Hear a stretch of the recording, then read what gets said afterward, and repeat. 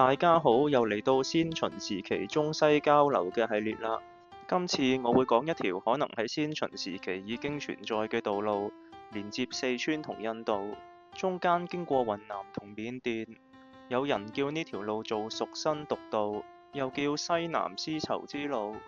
話說漢武帝派張騫出使西域，張騫喺大夏，即係而家嘅阿富汗，見到四川嘅布同竹匠。於是佢問過大夏嘅商人，得知呢啲貨物係由新毒，即係而家嘅印度買返嚟。張騫估計印度同四川嘅距離唔遠，又諗到經過河西走廊通西域會俾匈奴人捉，穿過青藏高原又會危險，所以經四川過去應該適合啲。於是漢武帝派遣使者喺四川分別行4條路，去揾通往印度嘅路。但係佢哋都俾西南夷嘅各部族阻撓，甚至被殺。於是漢朝就放棄行呢條路。由此可見，漢朝初年未通西域嗰陣，四川嘅商人已經識行一條穿過雲南嘅路去印度。但係漢朝皇帝對呢條路嘅認識甚少。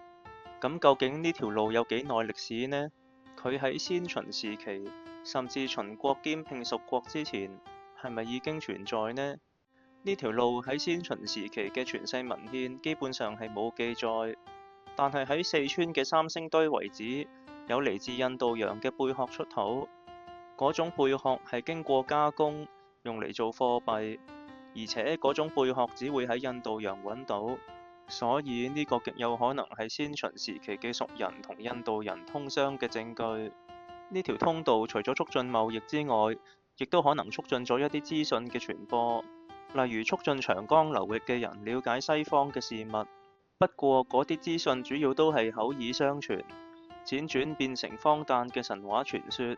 例如之前提到玄圃嘅傳說，原型係巴比倫嘅空中花園，佢可能係由兩河流域經過印度同西南絲綢之路傳到長江流域。最後俾大家諗一條問題，就係究竟《山海經》所講嘅西海係邊度呢？有頭緒嘅可以喺下面留言，表達你嘅睇法。今次講住咁多先啦，拜拜。